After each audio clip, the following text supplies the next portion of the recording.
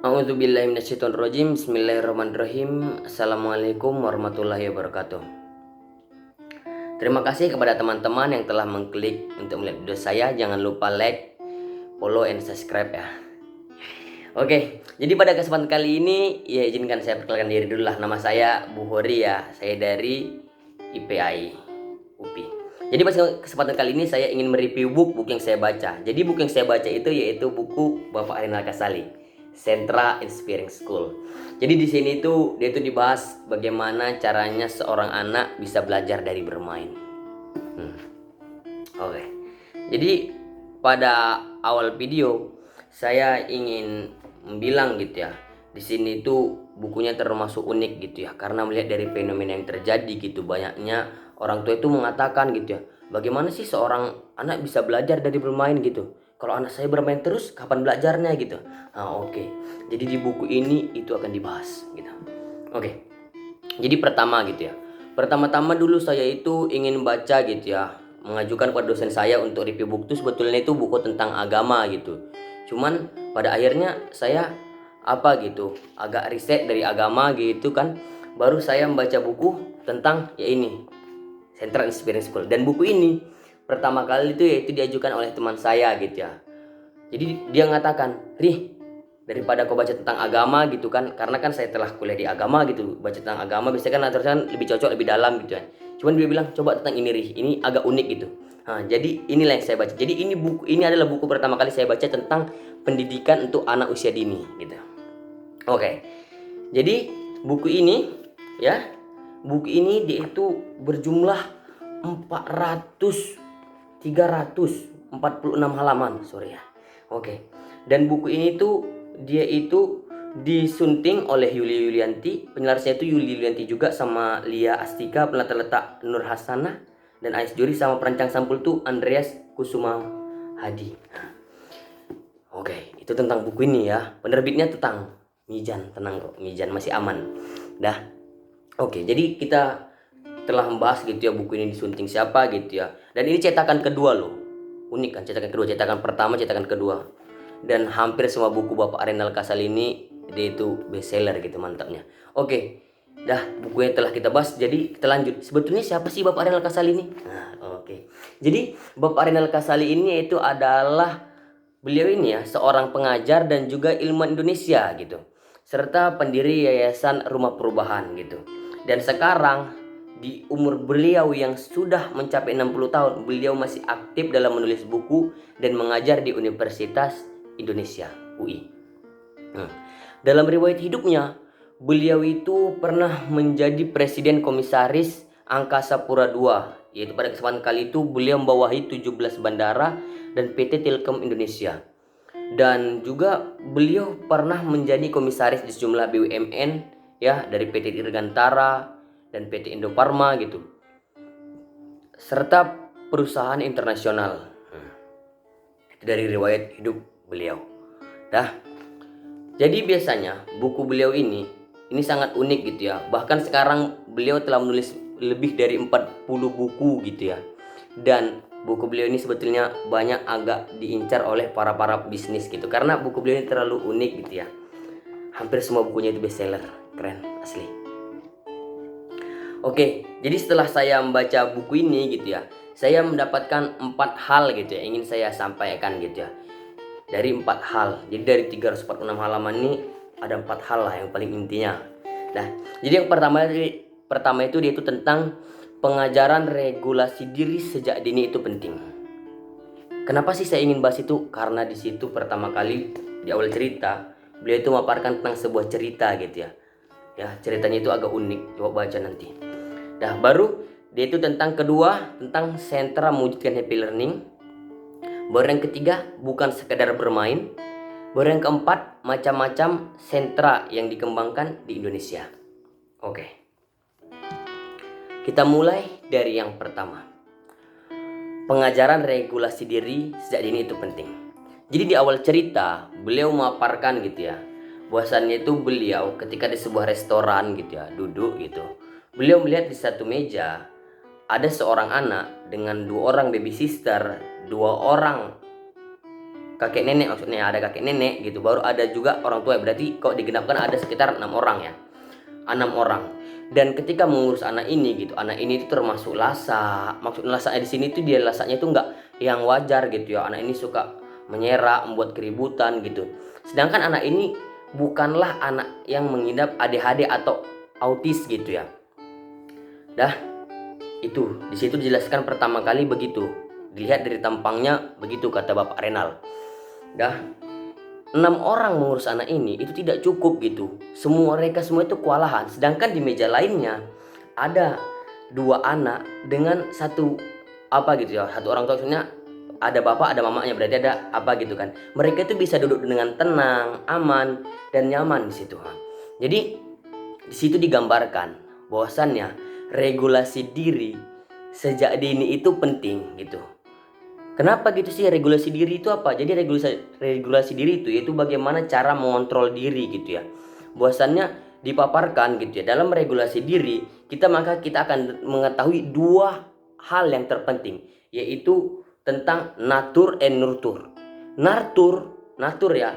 Natur itu dia tuh ada dalam beberapa hal. Akan terjadi gitu ya dalam beberapa hal. Yang pertama itu dia tuh dari kombinasi gen dari ayah dan ibunya, yaitu tidak ada yang sama walaupun ibunya sama, bahkan anaknya kembar identik sekalipun. Baru yang kedua itu kualitas genetik. Baru yang ketiga itu bagaimana gizi ibu dan apa yang ibu pikirkan ketika ia hamil. Jadi bahwasannya natur ini biasa kita bilang bawaan lahir gitu. Sedangkan nurtur yaitu berasal dari pengalaman gitu ya. Pengalaman selama hidup apa-apa aja yang dialami anak ini. Jadi seorang anak itu bisa meregulasi diri dengan baik gitu ya. Itu pasti dari nurturnya, pengalaman hidupnya gitu.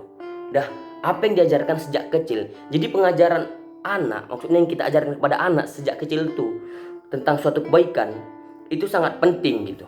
Kenapa gitu? Karena anak itu masa kecil, masa PAUD itu adalah golden age katanya ya. Bahwasannya ketika umur 1 sampai 4 tahun itu otak itu bekerja 80% gitu. Sedangkan nanti ketika telah mencapai usia SD, maksudnya udah sekitar 8 tahunan gitu, itu otak hanya bekerja berkembang itu nanti sekitar 20% gitu. Nah, makanya dibilang masa anak adalah golden age gitu. Oke, di situ. Jadi regulasi diri pengajaran kepada anak itu pasti dari nurturnya, dan itu sangat penting gitu ya. Baru ingat, dalam pengajaran regulasi diri kepada anak kita penting untuk menghindari 3 hal. Yang pertama itu marah, melarang dan menyuruh. Nah, kenapa sih kita tidak boleh gitu ya? Karena dengan marah gitu ya, seorang anak itu akan kehilangan daya nalarnya gitu. Dan jika dengan melarang, maka seorang anak itu tidak akan berani bereksplorasi gitu. Dia tidak akan berkembang gitu. Dan dia tidak akan bisa mengajukan pendapatnya. Sedangkan dengan kita tidak boleh menyuruh gitu ya, maksudnya kita selalu menyuruh dia gitu, itu anak akan berhenti menumbuhkan daya inisiatif dari dalam dirinya. Jadi dapat kita ketahui bahwasannya meregulasi diri itu penting sejak kecil gitu ya. Itu yang diajarkan oleh Bapak Renal Kasali dalam buku ini. Karena regulasi dari diri ini dia itu bukan berasal dari natur, tapi dari nurtur ya, dari pengalaman hidup. Jadi bagaimana seorang mengajarkan kepada anaknya sejak kecil apa yang dipertontonkan, apa yang diperlihatkan, itulah yang akan menjadi kebiasaan anak gitu. Dah dari usia dia kecil sampai dia usia lebih lanjut gitu. Dah. Baru yang kedua itu sentra mewujudkan happy learning. Ya, sentra mewujudkan happy learning. Kenapa sih saya bilang begitu? Jadi di bab 2 itu ya, sentra mewujudkan happy learning, tantangan yang terjadi pada era modern sekarang yaitu karena perkembangan yang membuat dunia yang begitu cepat, tuntutan pekerjaan membuat tingkat stres pada orang tua gitu dan guru itu meningkat. Akibatnya banyak dari orang tua dan guru yang ingin menggunakan secara instan untuk mendidik anak. Ya kan? Itu yang terjadi kan? Jadi orang tua itu agar anaknya cepat bisa membaca, dia menyuruh membaca terus. Agar cepat bisa menulis, maka menyuruhnya nulis terus. Nah, jadi itu yang terjadi. Jadi anak itu belajar secara instan. Jadi ketika seorang anak belajar secara instan, maka dia pun akan secara instan gitu. Semuanya dia ingin dapat secara instan. Jadi ketika dia tidak mendapat sesuatu secara real instan yang sesuai diajarkan, maka dia akan maksudnya dia akan rapuh, dia akan hancur gitu. Dan ini berbahaya. Memang secara satu sisi gitu ya, anak tuh nampak keren gitu ketika apanya itu disuruh hafal, dia hafal, disuruh baca, dia siap baca gitu. Cuman di satu sisi itu berbahaya untuk di kemudian hari. Itu yang dikatakan oleh Bapak Renal. Karena itu yang akan merusak anak itu di kemudian hari gitu. Jadi menghargai proses itu penting. Itu dia. Jadi sentra wujudnya happy learning gitu ya. Sentra itu dia itu kan masa anak itu adalah masa bermain gitu ya. Masa kecil, masa bermain. Jadi dalam sentra di situ diajarkan bahwasannya ketika kecil mereka itu dapat bermain gitu ya. Dengan bermain dan juga mendapatkan ilmu. Dan di sini juga diajarkan bahwasannya sentra itu dia miliki nanti ada apanya gitu, step by stepnya gitu. Itu nanti ya. Jadi di apa ini Pamela Phelps dalam bukunya Let's Building Strong Foundation in Language, Math, Social, and Skill menatakan metode sentra dirancang untuk memberikan setting pembelajaran yang bisa memberi stimulus otak anak untuk aktif, kreatif, dan terus berpikir dengan bereksplorasi, menggali berbagai pengalaman dalam proses belajarnya, bukan sekadar mengikuti perintah, meniru, atau menghafal yang diajarkan oleh gurunya. Nah, itu yang dikatakan oleh Pamela Phelps ya. Jadi sentra itu dia itu pengajaran yang dia itu dari bermain mendapatkan sebuah ilmu. Kenapa sih harus sentra itu wujud happy learning? Itu adalah salah satu apa gitu ya, konsep dalam metode sentra itu bahwasannya itu kayak itu disiplin with love. Jadi kita melakukan disiplin itu dengan cinta. Dalamnya tidak boleh ada namanya marah, melarang, dan juga menyuruh, karena itu akan menghentikan hambatan. Maksudnya otak anak itu dia tidak menumbuhkan sesuatu yang baru pada otak anak. Maksudnya eksplorasi anak itu akan berhenti jika kita marah gitu, daya nalarnya juga akan berkurang gitu. Baru dalam 6 prinsip pendidikan usia dini dalam metode sentra itu ada juga gitu yang buatnya unik ya. Dan yang pertama itu dia itu tentang pendidikan berorientasi pada kebutuhan anak gitu. Jadi dalam metode sentra kita itu tidak mengajarkan secara langsung bahwasannya anak itu disamaratakan, tidak. Jadi anak itu diberikan sesuai kebutuhannya. Jadi guru tuh harus fokus kepada semua anak gitu. Jadi maksud fokus pada semua anak ini butuhkan ini maka hari ini diberikan ini. Anak ini butuhkan ini maka hari ini diberikan ini. Itu. Baru yang kedua itu dunia anak adalah dunia bermain. Makanya sentra dibilang dia itu sentra mewujudkan happy learning school. Jadi bagaimana dengan misalnya dari permainan balok-balok gitu ya, penyusunan balok, apa sih yang didapatkan? Anak itu akan berusaha bermain bersama, berkontribusi dengan teman dan dalam bantu. Itu juga membangun gitu. Jadi sentra itu selain dia mengajarkan tentang cara apa gitu, selain bermain itu dia belajarkan tentang ilmu, dia juga belajarkan tentang toleransi dan sebagainya. Itu kok dikaji lebih jauhnya. Baru yang ketiga itu kegiatan pembelajaran dirancang secara cermat gitu untuk membangun sistematika kerja. Nah, itu. Baru yang keempat dia itu kegiatan pembelajaran berorientasi pada pengembangan kecakapan hidup anak. Jadi dengan kita mengajarkan metode sentra ini, nantinya dia itu kita tidak ada melarangnya dan sebagainya, maka anak itu akan berkembang gitu. Berkembang lebih lanjutnya. Baru yang kelima itu pendidikan dilaksanakan secara bertahap dan berulang-ulang dengan mengacu pada prinsip-prinsip perkembangan anak. Yang terakhir itu dalam kegiatan main, anak akan lebih banyak bila mendapat pijakan. Maksudnya anak akan belajar lebih banyak bila mendapat pijakan. Jadi guru itu dia hanya sebagai macam model dukungan. Anak itu harus lebih banyak berinteraksi gitu. Oke. Baru masuk kepada yang ketiga itu bukan sekadar bermain. Jadi bukan sekadar bermain ini di sini itu disebutkan gitu ya. Dalam perjalanannya metode sentra ini dia tuh sering kali dipermasalahkan dengan dikomentari gitu ya. Sekolah kok masih main terus gitu. Mau jadi apa nantinya? Sekolah kok main terus. Anak saya mau jadi apa gitu kan. Jadi pada pertama kali pun Bapak Renal itu masih sedikit ragu gitu ya ketika masih awal-awal gitu. Sebetulnya sekolah kayak gini tuh betul atau enggak gitu ya. Tapi setelah Bapak Renal mengkaji gitu ya, bahwasannya di luar negeri metode yang seperti BCCT ini ya, metode sentra ini itu banyak digunakan gitu. Dan dalam metode ini seorang anak itu bisa mengeksplorasi dirinya itu lebih gitu. Jadi anak itu dapat berkembang lebih ketika dia di dalam kehidupannya gitu. Belajar dari dalam kehidupannya gitu. Itu ya. Jadi bukan sekedar bermain. Jadi bukan sekedar bermain itu. Metode sentra itu dia tuh apakah hanya apa gitu aja semuanya bermain? Bukan. Jadi dalam metode sentra semuanya setelah dirancang dengan bagus gitu ya. Ketika anak ini telah diajarkan ini, maka dia akan dapatkan ini gitu. Dan yang perlu diingat, Bapak Bu Wismiarti Tamin seringkali dia itu mewanti-wanti jangan sampai anak itu sibuk bermain gitu sehingga tidak mendapatkan ilmu gitu. Jadi seorang guru tuh dia harus betul-betul peduli kepada anaknya di sini ya, memperhatikan anak satu-satu dengan kebutuhannya masing-masing gitu. Situ. Oke. Baru yang terakhir tuh dia tuh macam-macam sentra yang dikembangkan di Indonesia. Jadi macam-macam sentra. Di sini sentra yang dikembangkan di Indonesia yang ditulis oleh Bapak Pamela Peps yang ditulis oleh Bapak Arinal Kasali, dia itu ada 7 gitu ya. Pertama itu dia itu dari sentra bahan alam gitu ya, sentra seni, sentra balok, sentra persiapan, sentra imtak, iman dan takwa, sentra bermain peran besar, sama sentra bermain peran kecil gitu ya. Baru sebetulnya kenapa sih sentra ini ada begitu banyak gitu. Jadi tujuan dari sentra ini banyak, dia itu disesuaikan dengan kebutuhan anak masing-masing gitu ya. Ketika anak masih berumur 20 bulan gitu, maksudnya 1 sampai 2 tahun, anak akan dimasukkan sentra bahan alam. Yang dimana sentra bahan alam itu mengajak anak untuk mengeksplorasi lingkungan. Maksudnya mengeksplorasi lingkungan tuh dia tuh ketika anak belajar main air gitu, belajar main pasir, lumpur. Nah, di situ itu di sentra bahan alam gitu ya. Baru implementasinya itu apa sih?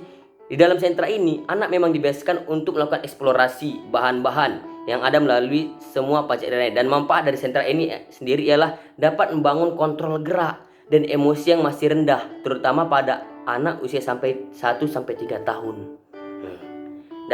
Jadi ketika kita mengajarkan anak untuk bermain air, main pasir gitu ya, itu dia itu secara tidak langsung kita mengajarkan kontrol gerak Baru yang kedua itu sentra seni. Sentra seni udah jelas ya. Jadi sentra seni itu dia itu mengacu tentang mengeksplorasi ya, bereksperimen dengan berbagai bahan dan alat seni gitu ya. Jadi dari situ anak akan bisa mempresentasikan ide, pikiran dan pengetahuannya sehingga keterampilan motorik halus dan kreativitas dapat terus terbangun.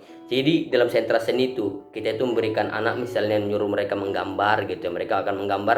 Tapi biasanya kita tidak menyuruh gitu anak-anak gambar ini, enggak, biarkan mereka bereksplorasi dari dirinya. Berpikir apa yang digambarnya, tahap.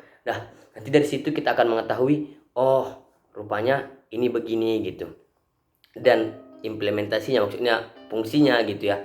Dia itu untuk mengembangkan keterampilan motorik halus dan kreativitas dapat terus terbangun. Oke. Baru yang ketiga sentra balok gitu ya. Saya pun pertama-tama masih kenapa sih balok ini selalu dijadikan sebagai alat bahan mainan gitu ya. Ternyata jawabannya, permainan balok ini telah ada sejak abad 17 dan dikembangkan kembali oleh Caroline Pratt pada abad 19-an. Jadi di situ kita telah mengetahui bahwasannya permainan balok ini telah ada dan dikembangkan setelah ada ya 100 tahunan gitu.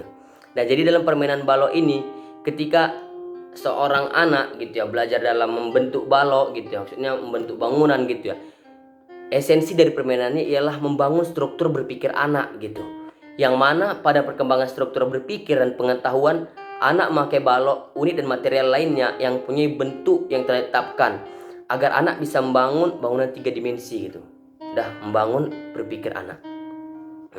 Dan dapat diketahui juga ketika misalnya seorang anak di sentra seni ataupun sentra balok gitu, anak ini tidak ada memiliki perkembangan, maka anak ini bisa kita evaluasi gitu. Oh, apakah mungkin anak ini dia itu agak model belajarannya itu, maksudnya otaknya agak lambat, jadi bisa diulang lagi ke sentra bahan alam gitu. Itu kita bisa melakukan evaluasi. Baru yang keempat tuh dia itu sentra persiapan gitu ya. Sentra persiapan yaitu sentra ini akan mengarah untuk membuat persiapan anak-anak ke depannya lebih cerah gitu. Maksudnya di sentra ini para guru akan mengorganisasikan tempat secara khusus yang membuat anak-anak fokus dalamnya diisi dengan kegiatan matematika, membaca dan menulis gitu. Baru yang kelima itu dia itu ada sentra imtak, iman dan takwa. Tentu sudah sangat diketahui gitu ya, konsep dalam agama itu untuk kita harus selalu mengetahuinya, konsep agama itu gitu ya. Baru apakah seorang sudah harus mengajarkan anaknya dari kecil akan tahu ternyata itu sungguh harus dilakukan. Karena dengan mengajarkan akan iman takwa pada anak sejak kecil, maka tujuannya itu ialah untuk membangun pemahaman anak tentang aturan agama, dan dia itu bisa hidup sesuai dengan aturan agama tersebut gitu. Oke, baru sentra bermain peran besar. Jadi dalam sentra bermain peran besar itu, dia ini biasanya dia itu tentang nanti kita membuat drama gitu. Dalam suatu drama itu ada yang bekerja tentang ini, ada yang tentang ini dan tentang ini gitu. Jadi dalam sini anak itu akan belajar berinteraksi sosial yang bermanfaat gitu. Dan mereka tuh akan saling menghargai pendapat satu dan pendapat yang lain. Maksudnya ketika seorang anak menjadi pemadam kebakaran gitu, dia akan menghargai yang lainnya yang menjadi guru, yang dia berpura-pura menjadi guru gitu ya. Kenapa begitu? Karena dia mengetahui bahwasannya dia jadi pemadam kebakaran tidak mudah, dan yang jadi guru itu pasti juga tidak mudah gitu ketika dia mencobanya gitu. Nah, jadi dalam sentra bermain peran besar ini dia itu biasanya dalam implementasinya gitu, maksudnya manfaatnya secara jauhnya, dia itu akan bisa menumbuhkan di dalam diri anak itu tidak langsung jiwa toleransi gitu. Nah, dan juga akan memunculkan imajinasi dan menumbuhkan kreativitas anak tersebut. Baru yang terakhir itu sentra bermain peran kecil.